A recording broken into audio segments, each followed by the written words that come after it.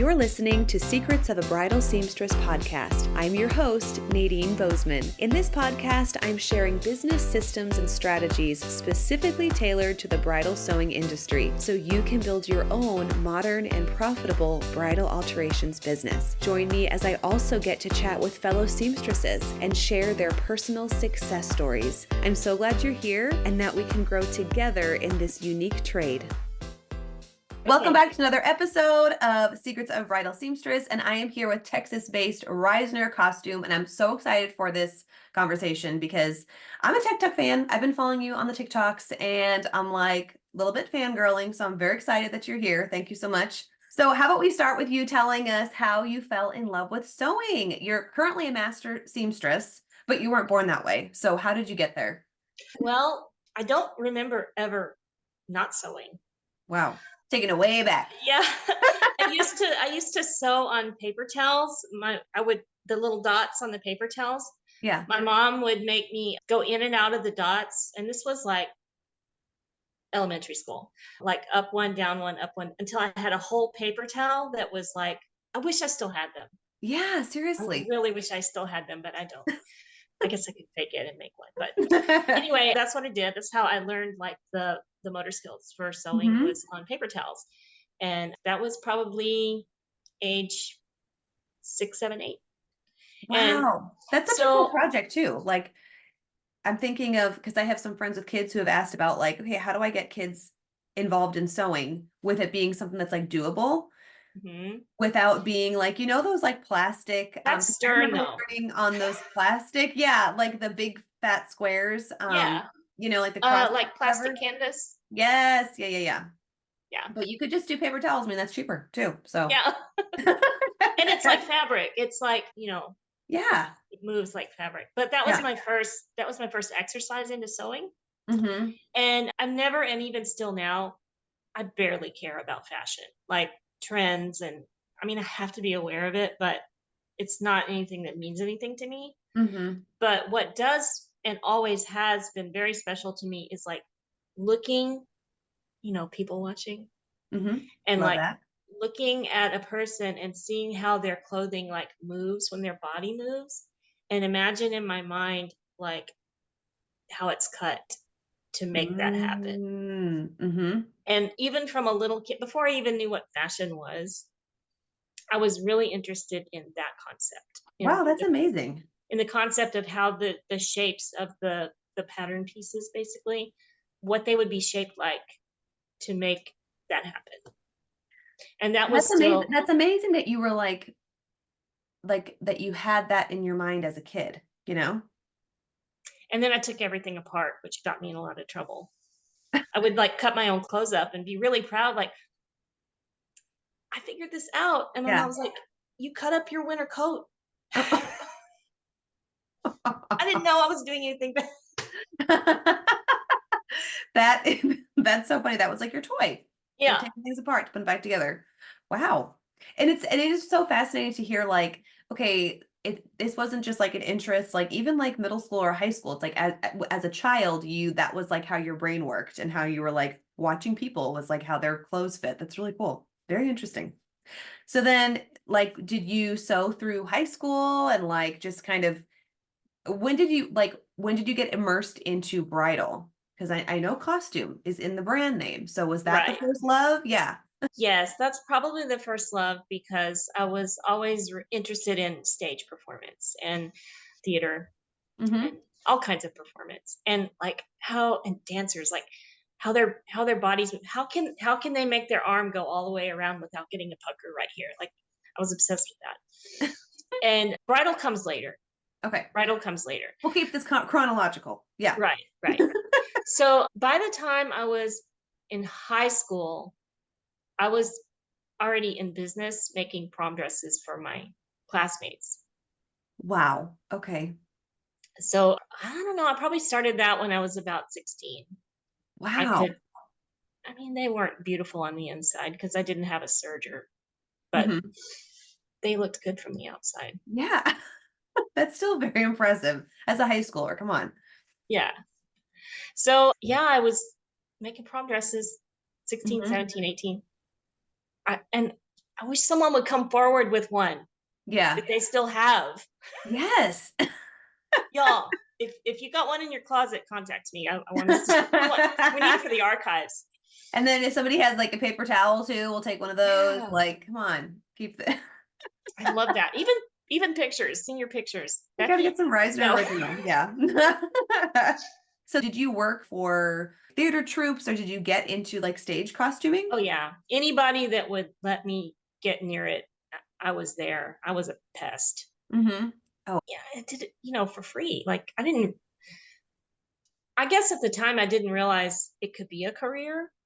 Mm. Like we've all heard that. Can that be a career? Yeah. And it was for a while and then it wasn't. And, I finally decided to get serious. How did you transfer those skills into bridal? And like, was there like a first project that helped you get immersed into bridal that you remember? So I worked with a lot, and I still do actually, a lot of photographers for like staging for their photo shoots. Mm-hmm. And also, especially with like guys, so they don't have to put their hands on them. Like I'm a nice liaison for that. So Mm-hmm. I would go to tons of photo shoots and just serve as a dresser, serve as wardrobe support. Wow. I might even have made the dress or the garment, but Yeah. just putting it all together wardrobe wise and kind of understanding the angles and what the photographer needs. Like they would tell me, I need this, and then I would go over and do it. So they don't have to be responsible for that. That kind of helps with them too. So fast forward, one of those girls was getting married and she contacted me and I was like, I don't know, weddings? I don't do that. Like I'm a theatrical costumer. Mhm. But I did it and turned out great. So I gained a little confidence that way. And then a few years later, that girl was working at a bridal shop and their in-house seamstress, she wasn't very tactful and she was dismissed for some language that was inappropriate. And they Oh. were kind of in a pickle really Ah. fast. Yeah. And so she said, "Hey, I know somebody. I know this lady." And so they called me in and it was a pretty simple hem. It was just like a swing lace that needed to be raised up. Mhm. And I did it. It was really fast. And I think I did it 2 days or something like that. And I Oh, was wow. hired. Yeah. And so through that bridal shop, that was the beginning of it. Mhm. And I did that until COVID. And then we all know what happened there. Mhm. And Oh, so this was recent. I'm thinking this was like a while ago, but this is like a well, recent transition. within 10 years Mhm. of, COVID. Before that, I had really just focused on stage costume Yeah. and Wow. custom dressmaking, Mhm. but not really focused on bridal. Oh, okay. So yeah, it's kind of like the mojo was working and you built the relationship and then COVID, But because I don't even remember how long Texas was like shut down for. Not So as how long as long? everyone else. We were in and out of it pretty quick. Yeah. So how did that impact your business? Was it really like did it really like It pause everything or No, I know that I still had brides who were like, well, I still it want my was photo shoot. secrets. Yeah. It was so many secrets Mhm. because there was nothing for sale. Everyone was digging through and getting their moms or their sisters or, we were Mhm. reworking things because and everything was a secret. Don't tell, we're getting married at our family's ranch and we can't have more than 50 Yes. people or something like that, but we're Yeah. going to have 100, but shh, don't say Yeah. anything. So, all the secrets. And that year, I don't know how I made it through that year. I think I did 280 gowns or something like Oh that. my gosh. Wow. And then the next year, I did around that many. So Mhm. yeah, Yeah, it it was, like really picked up fast. Oh my it goodness. really did. Once it took off, it sounds like it just kept going. So once I really got kind of positioned in the bridal universe, I started reevaluating because when you're in bridal, you have your setup, everything's white, everything's and when you do another project, something with purple feathers Mhm. or I can't even have that in the same room. Like cleanup is just Yeah. it's too Yeah. much to manage. So there was this problem, like, I have to do bridal and then I have to break everything down and clean everything up because my space is, I have to keep it pretty clean. And then I have to do this other thing. It was just two different worlds. Yeah. Yeah. So I had to make a choice. Like, I had to commit, Mm-hmm. and I committed to bridal. And I will say, between the two, nervous brides are less drama than theater people. Oh, I could see that. Yes. Yeah. So it's been less that I have to deal with psychologically with Mm-hmm. Mm-hmm. weddings than it is like trying to put together a whole theater thing. Oh, yeah. And dealing with egos and Oh, big, yeah. big personalities. Yep. That is so funny because I hear of a lot of like bridal seamstresses who do have a background in costuming because there obviously are so many skills and you just get so great at contouring to a body. You know what I mean? When you're in And theater, deadlines. yeah, like you're taking an existing size and then changing it for this person, but allowing it to still be used for the next person. You know what I mean? So like you just pick up so many skills, but I could definitely see the like emotional trauma that could come from working backstage. Yeah, full time. Okay, so I kind of want to switch gears and talk about the TikToks because you're really good at that. And Thank we you. were talking about this before we started recording, and I'm like, I don't know, like I haven't like I haven't reached that threshold yet in my secrets account because I'm like, I don't know what the trick is. And it's like I feel like it's a different world than Instagram. So how have you navigated that and how did you find like, oh, this is my little niche. Like this is kind of where I want to settle on the Well, interwebs. I think a lot of it has to do with working with photographers so much. Like, I've just kind of picked that up, like watching them, how they edit things and how they put things together, and watching the footage that they take. Like, why are you filming that? Oh, well, I need that for like B-roll or something else. Hmm. Because they might film something that doesn't look important or seems like it would even make any sense. Yeah. So I've learned kind of through osmosis that way. And it relates to my brides. Like, my brides are 18 to 25 usually. Oh, yeah. And I mean, that's their world, that's their language. And if you can meet them where they are at, the communication just comes so much better. Hey, I saw this TikTok and they were doing this trend. And they're like, oh, yes, I want to do that. And then it kind of creates a comfortable dialogue. Yeah. It's just a good marketing, it's a good language to have. Yeah. And so like, okay, so teach me your ways. So like when you, because I'm like, I'm on there and I'm like, okay, well, what are the trends? Are you hopping on, like, you're seeing what a trendy video is and like you recreate that and you're really good at like doing the trendy things. You're not, because I feel like on Instagram, like the reels are very predictable. Content is kind of like all the same on Instagram and like TikTok, there seems to be more of a variety. So like, how did you pick up on that? Or did it take time or were you just like a unicorn and you caught Well, on it fast? helps to kind of just be edgy, and like if you can kind of get a hook that sort of makes people go, oh, and clutch Mhm. their Yeah. pearls a little bit, that kind of hooks people in. Yeah. I don't know. You have to kind of take off your cashmere sweater and like, kind of. Yeah. Okay, you're not giving me anything tangible, so I think what I'm you're saying sorry, is I I don't. actually have to go immerse myself. So I think there's no shortcuts. There's nothing to it but to do it. I know that that's not what you want to hear. Okay, well, just feel sorry for me when I just put myself out there. So One thing I will say is just like film everything, even mm-hmm. if it doesn't seem like it matters. Because how often have you been doing something, you're like, oh, I wish we'd gotten that on video. Oh yeah. So sometimes I'll just, with my bride's permission, of course, I'll just kind of set the phone up and record our conversations, or like how a dress moves or something like that. And Mm-hmm. I mean, a lot of my brides are really open to it because they're on TikTok and they're like, oh, can I make Yeah. it in one of your videos? Yeah. And then sometimes they'll be watching and they're like, I made it into one of your videos. That is so cute. Yeah, I think that's a great tip about like including your clients if they're up for it, and that just adds a totally different dynamic. And then it's like it's not just you. Yeah. It's all about the client and what you're And doing for them. I will kind of give them a little, if they're kind of on the edge of a budget thing, I'll give them a little discount if they'll offer to be like kind of a bigger subject in one of my TikToks, Oh, okay. because then that's marketing for me as well. Right, right. So, I mean, it helps them if budget is an issue. Yeah. It's That's a kind of great on a, point. person to person basis. And then I have other brides that are like, what is TikTok? Yeah. It doesn't mean anything. It's no currency to them. So Right. Yeah. Because good to tuck away for yeah. future use.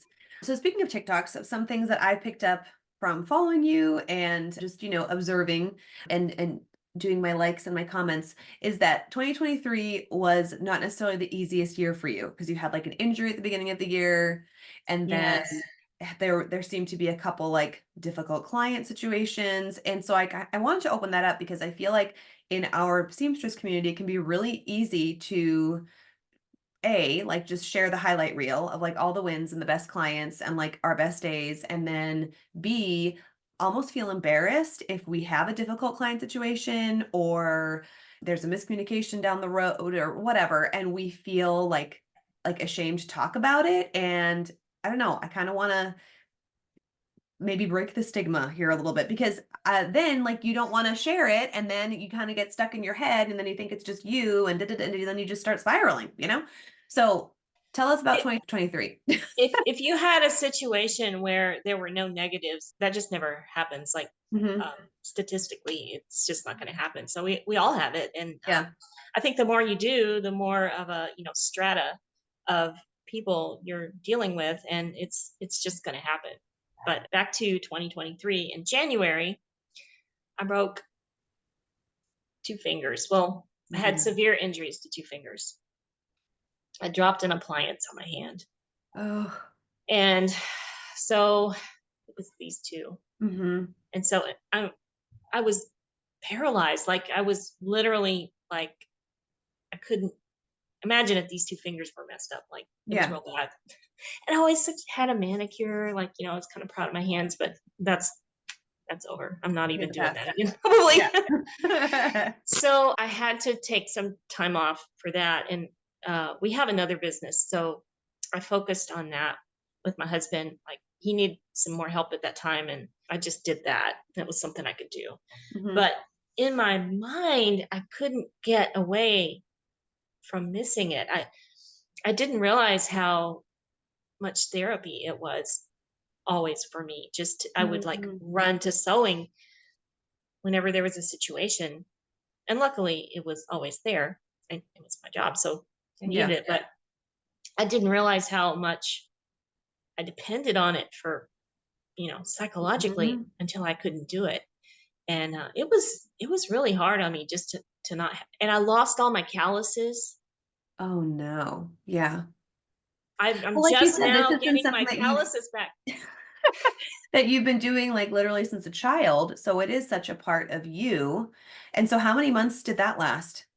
I started I started slow kind of during the summer, and then I started taking clients again August, September, and I got full by December. Wow.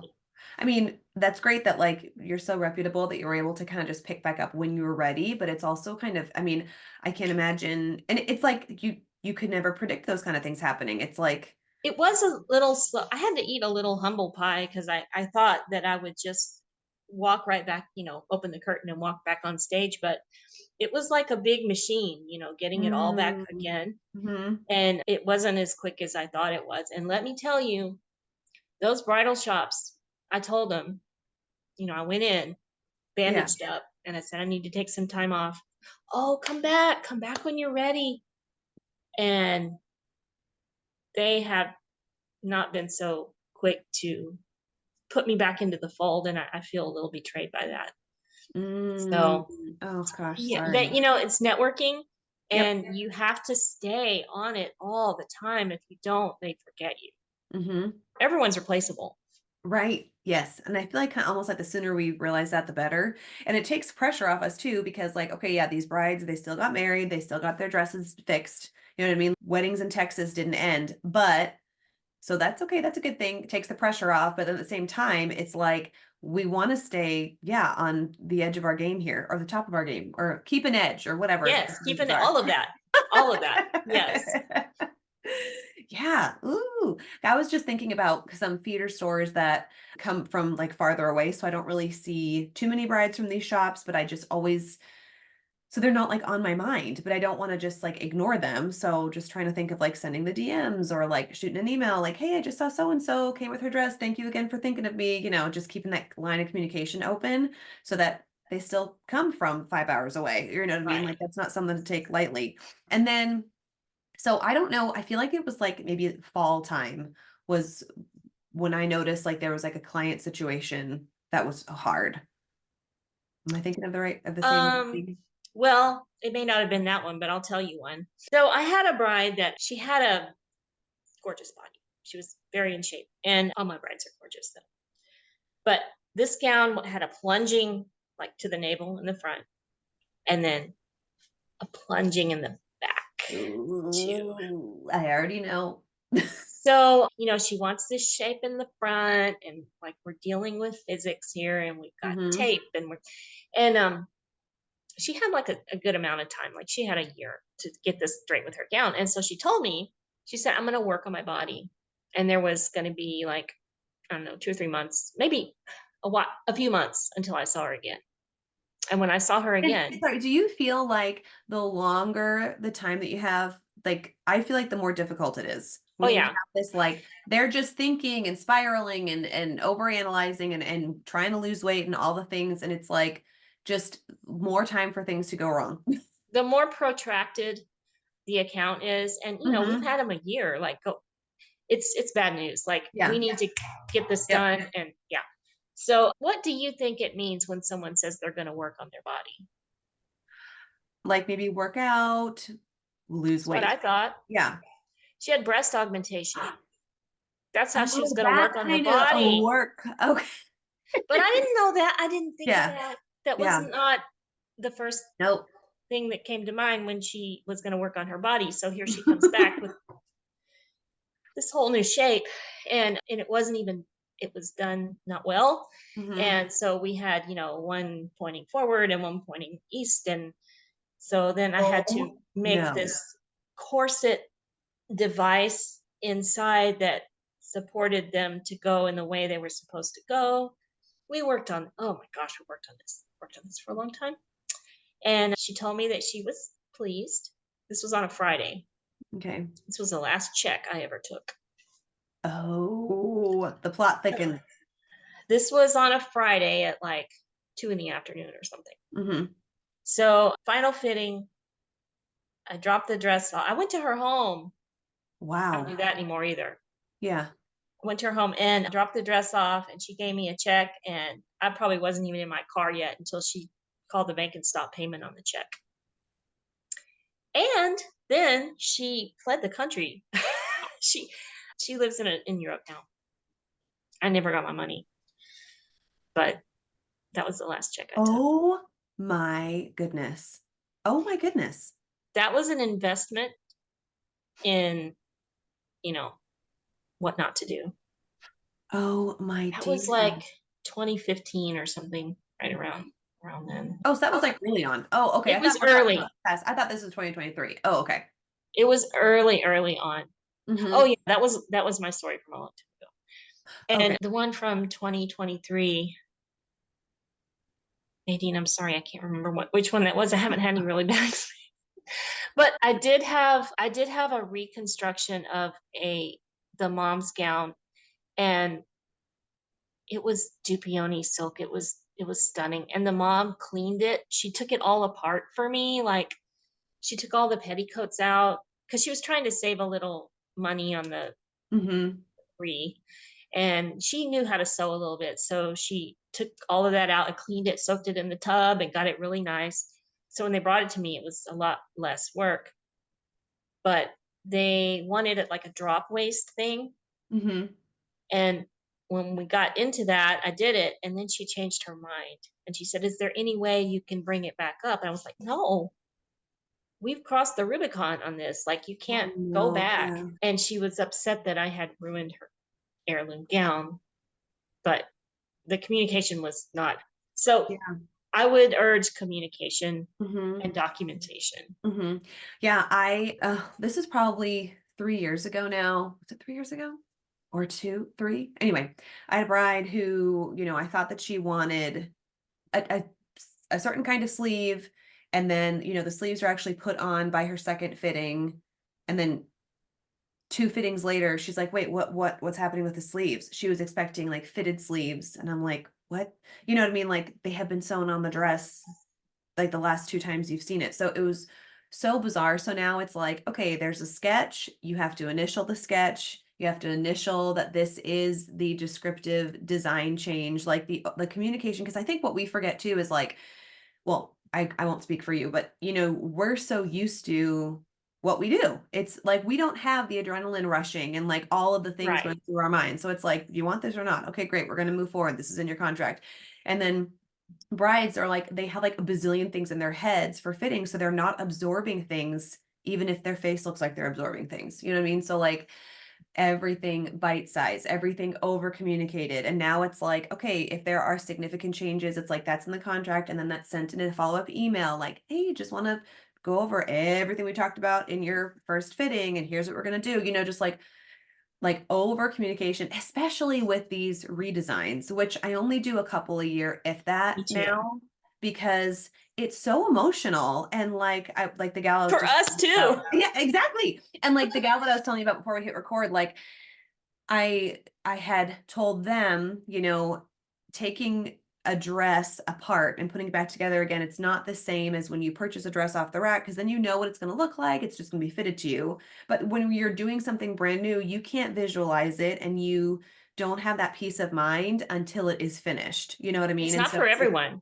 right. It's like a little scary. And so this particular project that I'm going to release, I believe, I think the bride was ready for it, but the mom was not ready for it. And so we had that conversation and it's like, okay, like we can anticipate the breaks in communication and also maybe the emotional breaks that may happen, and just getting wiser in anticipating them and getting ahead of it instead of being stuck in the middle of it.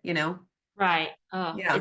it's and like you were saying, it's so routine for us. We know what we're doing, and it's hard to remember to be elementary about it Right. to them, because that's a skill in itself, that kind of communication. Mm-hmm. Yeah, Yeah. I think so too. And how have your like spidey senses grown? Or like how have you Ooh. become, yeah, like tell us Yeah. about things that ways you've gotten stronger through situations like this. And then how have you been able to just pick up those red flags like subconsciously? Gosh, how? Um, This is like the TikTok question. Like there's no like, it's not like a black and white answer. just when when there are too many questions and Mm, too many questions about details, that freaks me out because it makes me feel pinned down, like that I won't have as much control when the process begins. Like, when we start something, you can't say if it'll go this way or this way until you get in it. mm-hmm, So if they start like trying to pin you down on too many things at the beginning, that just sometimes is going to be a micromanagement issue. mm-hmm. And I feel my price going up. Yeah, yeah. And I don't, oh, gosh, that's you need to be equal with budgeting for everyone. But if the job is going to be harder because of a personality issue, that's just why I really don't have any price menus on anything I do, Right. because Mm-hmm. it kind of depends on you, on the client. Uh, If you're gonna cause Totally. me a lot of trouble, it's gonna cost you. Yeah. And No, I get I that. know Yeah. that's wrong. I know that's wrong, but I don't think it's I know that everyone can relate to it. 100%.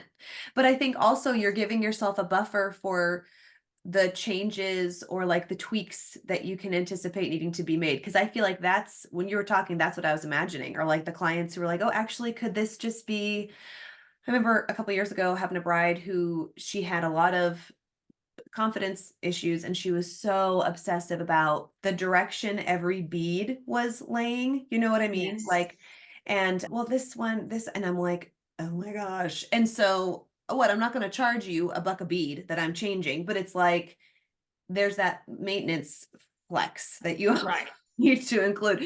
And yeah, so on my website, I'll have like bracketed prices. So people just have an idea like, hey, when you contact me, like this is what you could anticipate to pay. It's not going to be below this. So if you're a budget bride, this may not be the best for you, whatever. Sometimes it just gives them that information before they take even the step of filling out the inquiry. But I think the boxing in is so real if you have like a number on your website. Like, Right. ooh, Yeah. And yeah. I don't have a website. I I don't think I remember you have, telling me this, which is crazy. I don't want one. Amazing. Yeah. I don't have, I don't even have my phone number anywhere. Hmm. So like if you want to find me, you can find me. Yeah. Reach Where out. there's a will, there's a way. Yeah. Okay, so what is different for you in 2024? Like what are some positive Oh, changes happening in 24? Are you back in your mojo? yeah, I'm getting back in there. So one thing that this kind of taught me was like a factory reset, you know, Hmm. like I had to like power down. It's really funny. I have this earring, it's a button. Oh, cute. Yeah. And my husband, when I'm real freaked out about something, he'll come up and he'll just press that and he'll say, reset. Oh. So just some, family humor. But so over the time when I couldn't work, I kind of reevaluated the kind of clients I wanted to take, who I didn't want to take. And like what we were just talking about, how to make a vacancy for the ones that I do want. Like, I Mhm. don't want to be working on something that's just wasting my time and not even wasting my, just like killing me Yeah. psychologically when there's a beautiful, more desirable client right there that could be, so I did kind of focus on trying to allocate my time better for me personally, Mhm. because I'm not getting any younger. I probably, maybe 10 more years I can do this. My eyes will hold out and my hand will Mhm. hold out. Yeah. It's funny, by the time we get really good at what we do, we're too old to do it. Sadly, yes. Sadly. So all this year I invested in better equipment. I sharpened everything that needed to be sharpened. I got my scheduling down better. I Mm. reorganized my workroom and got things where I could, if I know I have, olive green elastic, I can find it for a bridesmaid's dress. It's just easier to buy a new one. Yeah, yeah. So just kind of taking a little bit of a seasonal break to get your processes in order. Mm. I don't recommend breaking your hand, but if you can like just take a pause and reset and just Yeah. Yeah, yeah. And I feel bad for my southern friends like you because you don't really have a break in the year. So I definitely have like a wedding season and then I have like slow months where it's like, okay, but that's where okay, I order the stuff. I like, I just recently bought a couple new rugs for my shop and new plants and I had a friend do renovations in there, like some cosmetic updates. And like yeah, then it's like a reset. So I do have the gift of a reset every year and then I'm resting. It's just different. And so then by the time brides come back, I'm like, woohoo, here we go again. But for those of you who it's yeah. a year-long thing, or some I know bridal seamstresses switch over into pageantry and then they just constantly have the workload and that makes it you definitely have to be more intentional with your time off and like the reset season. Yeah. I did do a major feature film this year. I wasn't able to talk about it because I had to sign an NDA. So during the times when things are slow, I will take on those Hmm. those commissions, and pretty much when those come up, I just make it work. Like Yeah. because I don't want to, because it's more networking. Like every project you do, like it rolls into the next one. Hell, I remember Reisner, like she was, Yeah. caught me on the clutch. So anyway, and also those projects for me keep me from getting so snowblind because all we look Mhm. at is white all the time. And Yep. sometimes it's just a nice respite to Yeah. see a color Yeah, or like a a nice new like texture. palette cleanser. Yes, yeah. And how cool. Like you just I think, having that variety is just great for your creativity. And like you're Yeah. with people. And like I imagine that you were working closer to a set or like you just have different people in your lives and different input. And it's good to spice things up, Keeps you sharp. Yeah. Yeah. I'll let y'all know when I can talk Yeah. about it, I'm but like it's a really major excited. So that's a feature great film thing. with big names. Oh my goodness. Wow, good for you. I think I'd be so intimidated. I don't know if I would even have the guts to say yes. Of course you would. And I'd that's be my calling other you. thing. Just always shoot above what you think you're capable of. Mm. If you wanted to ask for any advice from me after doing this for, over 30 years, professionally over 30 years, when you think you can't do something, you can. Mm. Like when you think how can I make, 40 identical uniforms for a dance troupe in different sizes? I can't do that. Yes, you can. Just once you have that deadline in place and you know that it has to be done, and then the next time that comes up, you're so prepared. Always Mm. shoot above what you think you can do. That's my Yeah. advice.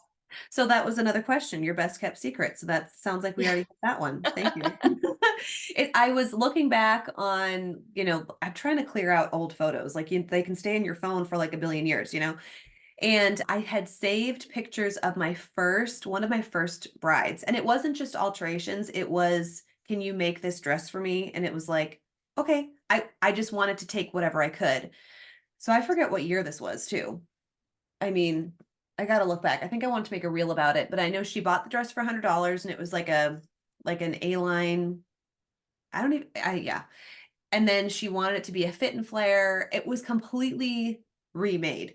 And if I had looked at that now, I'd be like, oh no. You know what I mean? Like, I don't know if I just felt so much more fearless then. And it was beautiful. And I'm looking at the pictures and I'm like, I can't believe like I did that, And now I don't know why it's like the reservations are there more. I don't know. I guess it goes both ways. Yeah. Like, Yeah. now there's things that if we don't know what we don't know, Yeah, right? exactly. And then I'm like, I don't even know what I charged her, but I guarantee it was like not a half of what it should have been.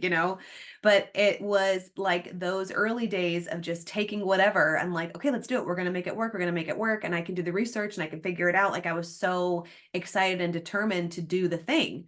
And maybe now it's like, well, I know that I could do this other thing and it would take less emotional stress. And then I don't know, maybe too, like, working with so many brides, I also take my own sewing time a little more seriously. Like I really last year I tapped back into my hashtag me maids, like making my own clothes. And I'm like, I really want to prioritize that this year. And like, if I put all of my creative juices into my job, like sewing for brides, I want some of that too. Like I love quilting. I love like I want to have time for that. And so that balance, whereas before I was so willing to pour everything creative into these like experiment brides, you know what I mean?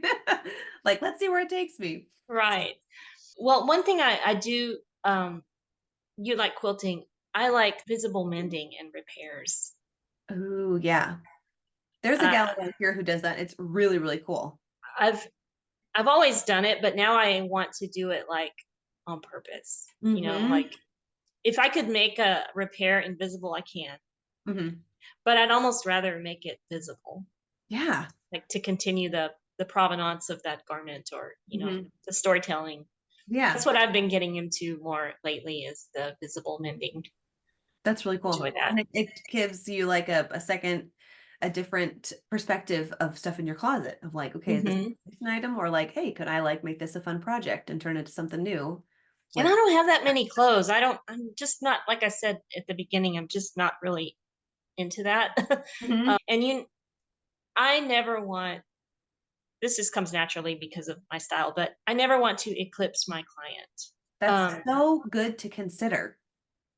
I don't want to ever be the center of it. Like, Yep. that's why you're here. I'm just the background. So I just don't ever, I'm not flamboyant anyway. That's not Yeah. my jam, but it works out to be that way. Yeah. That's really beautiful and it's very generous and like very empathetic to the bride, to your Right. client. And Very. that was, I kind of learned that. Do you know who Edith Head is? She was a famous costumer, Mm-mm. and she always wore gray. And Oh, she said, I just don't want to ever be more on the spotlight than my client. wow. That's very She intentional. worked in Hollywood. Yeah. So what do you see Reisner Costume doing in like 3 years? Same thing, something new? Same thing. Maybe I just always want to get better, like communications wise. I just always wanted to go more and more smoothly each time. I think Mhm. the people skills just can always get better, and the better your people skills are, then the the more smoothly it will go for your bride. Mhm. Their nerves will be calm, and um, I'm kind of a calm person anyway. I never really kind of get too far one way or the other. That goes a long way with them. If you always show that you're in control, even if you're not, Mhm. never let them see you sweat. If they see you crack, they'll crack. Mhm. Mhm. So even if I try to even regulate my expressions on my face, that everything's going to be okay. It's Yeah. fine. Everything's Yep. fine. And Oh yeah, even I if they remember don't learning see that the you, hard way early on was like, if their no, mom is can see you, like even if you're behind them and they can't see you, someone's watching. yep, They can hear you breathing. yeah, They're very perceptive and not even realize it. So mhm, I just always try to just remain as even keeled as possible. yeah. That's a great tip because we need to be in control of the energy of the room and lower the temperature, keep it nice and steady, and then you can sweat or cry when they leave. Yes. Which we have all done. We I have know. all done that. Oh gosh. Oh my goodness. Yeah. Breathe a sigh of relief or like call your support system afterwards. Yes, totally. It's like you close the door and then you go just right out the Yes. door. Or sometimes like when the contract is signed and they pick up and they leave and I'm like, oh my gosh, I thought that day would never come. And it's like immediate relief. Yep. Yeah. Oh, yeah. Okay. This has nothing to do with sewing, but whatever happened with those chickens that were left in your neighborhood? Oh, the game warden came and Oh, got them. okay. Well, no, they rehomed them. Oh, good. Okay. Yeah. Yeah. So I saw on the TikToks that there were some visiting chickens that were and we you're don't in know like where a they came gated from. community, right? So like how'd they get Yes. in there? No livestock is allowed. It's like we have the stiffest HOA regulations of any place I've ever even heard of. And these chickens just showed up, and they were some kind of exotic. They weren't they They're weren't ghetto beautiful chickens. chickens. Yeah. They were they weren't hood chickens.